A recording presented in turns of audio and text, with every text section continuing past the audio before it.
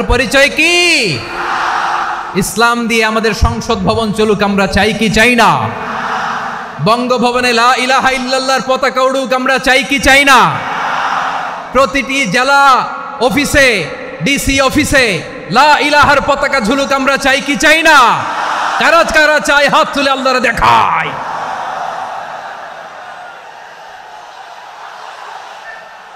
মাশাআল্লাহ, মাশাআল্লাহ, মাশাআল্লাহ, মাশাআল্লাহ। যশোর, আওয়াজ করে বলো, ভালো মানুষ না খারাপ মানুষ? বুঝে বলছো তো? মানুষ ভালো হলে যে কত ভালো। এই মানুষকে যত্ন নিলে, মানুষকে মানুষ বানালে যে সে কি হতে পারে শুনবা? হ্যাঁ, নাকি মোনাজাত দিয়ে দিব? শুনবা? তাহলে থামতে হবে। থামো, আমি যখন বলবো থামো থামো, তাকবীরের সময় দিলে তাকবীর, থামো থামো। মানুষকে যত্ন নিলে, হ্যাঁ এদিকে এদিকে, ড্রোন নামায় ফেলো। হয়েছে, ড্রোনের ফুটেজ হয়ে গেছে, এবার ড্রোন নামায় ফেলো। আমার দিকে তাকাও। মানুষকে, তোমরা এদিক সেদিক তাকালে তো গুরুত্বপূর্ণ পয়েন্ট মিস হয়ে যাবে। এদিকে এদিকে, হ্যাঁ মাস, ঠিক আছে, এদিকে। মানুষকে যত্ন নিলে মানুষের মধ্যে যে আল্লাহ কি পটেনশিয়াল রেখেছে। আমি জাপানের দুইটা উদাহরণ দেই। জাপানের, এইভাবে এইভাবে হবে,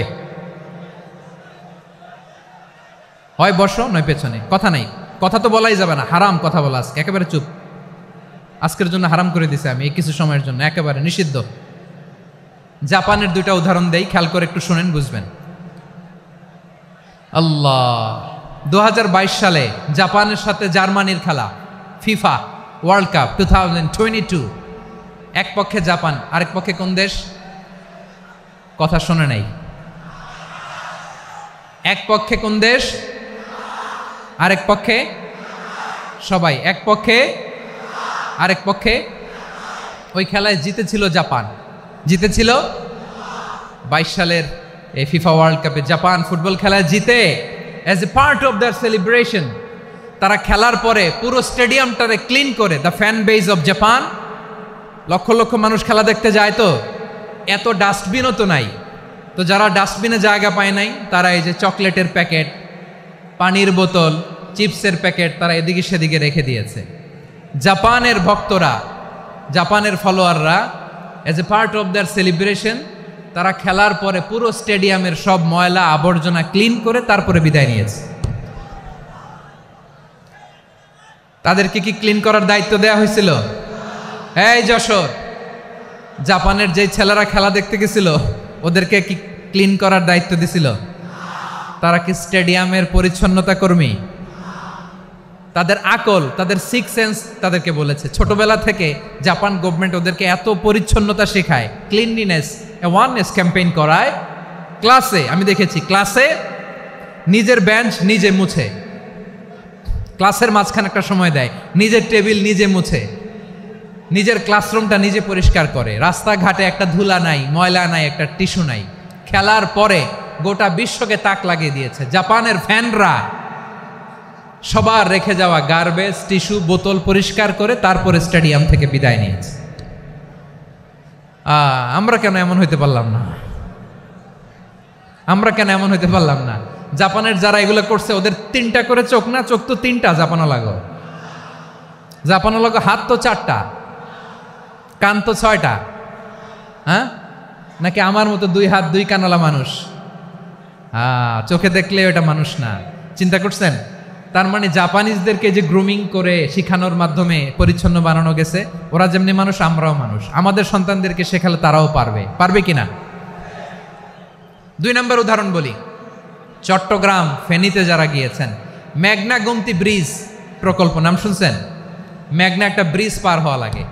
এই মেঘনা গোমতী, এখানে 3টা ব্রিজ, কাঁচপুর সহ এই 3টা ব্রিজের নির্মাণ কাজ, রেনোভেশনের কাজ দেয়া হয়েছিল জাপানের একটা কোম্পানিকে। কাকে? জাপানের কোম্পানি। নির্মাণ শেষে 738 কোটি টাকা বেঁচে গেছিল, এটা গভর্নমেন্টের হাতে দিয়ে তারা বিদায় নিয়েছে। কত টাকা? 738 কোটি টাকা। যত প্রাক্কলিত ব্যয় নির্ধারণ করা হয়েছে সব টাকা সরকার, তৎকালীন সরকার 2019-এর সরকার কারা ছিল তো জানেন? এই 2019-এর সরকার তাদেরকে দিয়েছে, তারা রিনোভেশন নির্মাণ শেষে 738 কোটি টাকা অতিরিক্ত বেঁচে গেছিল, এটা আবার গভর্নমেন্টের হাতে বুঝাই দিয়ে তারা বিদায় নিচ্ছে। আমরা কেন এমন হইতে পারলাম না? জাপানের ওরাও মানুষ, আমরাও মানুষ, তার মানে মানুষে মানুষে পার্থক্য আছে না নাই? আচ্ছা, জাপানের দুইটা উদাহরণ দিলাম, এবার আমার দেশের দুইটা উদাহরণ দিব না? বাংলাদেশের দুইটা উদাহরণ দিই। 1 নম্বর উদাহরণ, গত সপ্তাহে আপনারা জানেন কক্সবাজার আমার একটা প্রোগ্রাম ছিল, তো হেলিকপ্টারে গিয়েছিলাম।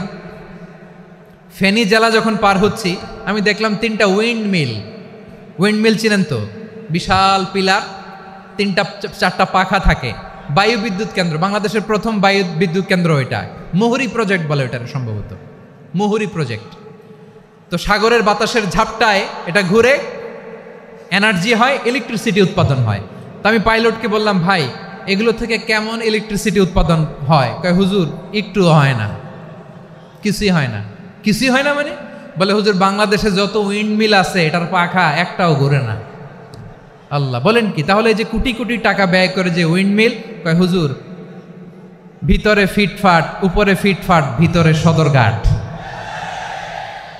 তার মানে কোটি কোটি টাকা দিয়ে এই উইন্ডমিল বানায়, এখানে কিছু নাই। দুর্নীতির আড্ডাখানা, আখড়াখানা বাংলাদেশ, ঠিক কিনা বলেন? হায় রে, জাপানিজরাও মানুষ, আমরাও মানুষ। আমার এক নিকটাত্মীয় সরকারি চাকরিজীবী, উনি আমাকে বললেন, বাংলাদেশের আর একটা উদাহরণ দেই। উনি আমাকে বললেন যে প্রতি বছর আমাদের অফিসের ফার্নিচার চেঞ্জ করে। আমি বললাম প্রতি বছর ফার্নিচার চেঞ্জ করে কেন? বলে যে ফার্নিচার নতুন পারচেজ করলেই তো এখানে টাকা, নতুন কিনতে পারলেই টাকা, নতুন উন্নয়নের সবক শোনাতে পারলেই টাকা। প্রথম আলোর রিপোর্ট, কি আলো? প্রথম আলোর রিপোর্ট, গত 15 বছরে উন্নয়নের নামে লুটপাট হয়েছে প্রায় 3.25 লাখ কোটি টাকা। কার রিপোর্ট? আমাদের বানানো কথা, প্রথম আলোর রিপোর্ট। গত 15 বছরে কারা ছিল জানেন তো? হ্যাঁ, শুধু ওনাদেরকেই দোষ দিয়ে লাভ নাই। স্বাধীনতার পর থেকে শুধু শাসকের হাত বদল হয়েছে, আমরা কিছু পাই নাই, ঠিক কিনা বলেন? শুধু ওনাদের দোষ দিয়ে কি লাভ? একদল খাইছে, আরেক দল খাওয়ার জন্য রেডি হয়ে আছে। আমরা এরকম চাই না, জনগণকে ফুটপাতে বসাই দিস। প্রিয় ভাইয়েরা, তাহলে জাপানের মানুষও মানুষ, আমরাও মানুষ। সিদ্ধান্ত আপনার, কোন মানুষ হবেন, ভালো মানুষ না খারাপ মানুষ? আজকের আলোচনার বিষয় হচ্ছে মানব সম্পদের উন্নয়ন, human resource development. It's a process to increase the capacity of knowledge, skill, capacity of the people of a country. একটা দেশের মানুষের জ্ঞান, তাদের দক্ষতা কি করে বাড়ানো যায়, বাড়িয়ে দেশের উন্নয়ন করানো যায়, এটাই হচ্ছে মানব সম্পদ উন্নয়নের মূল কথা। তাহলে মানব সম্পদ হচ্ছে একটা দেশের সবচাইতে শক্তিশালী পুঁজি। প্রাকৃতিক সম্পদ, খনিজ সম্পদের চেয়েও দামি হচ্ছে মানব সম্পদ। আমার প্রিয় যশোর, প্রাকৃতিক সম্পদ, খনিজ সম্পদের চেয়ে দামি সম্পদ কি সম্পদ? আল্লাহ তাআলা দয়া করে আমাদেরকে এই মানব সম্পদ দিয়েছেন। আসুন আমাদের এই মানুষগুলোকে আমরা সোনার মানুষ বানাই। রাজি আছেন তো সবাই? রাজি আছেন?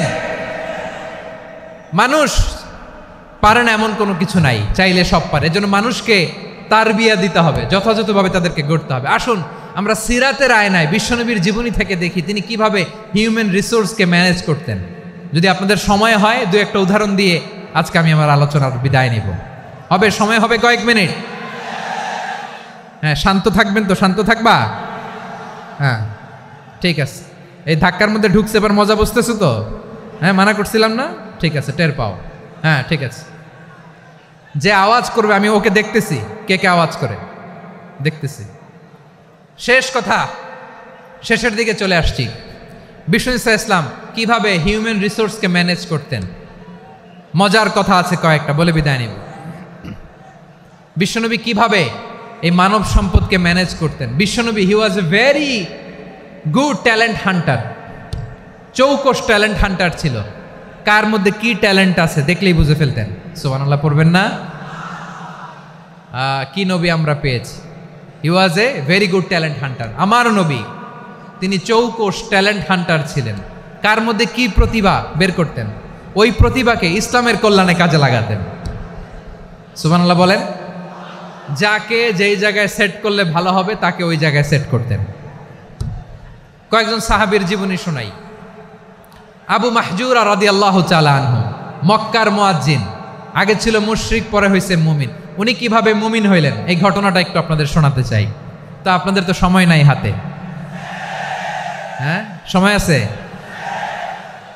এই জেনজি শেষ করে দিল আজকের প্রোগ্রামটা। 1 ঘন্টা ধাক্কা ধাক্কি করে কেমনি দাঁড়ায় আছে আমি বুঝলাম না।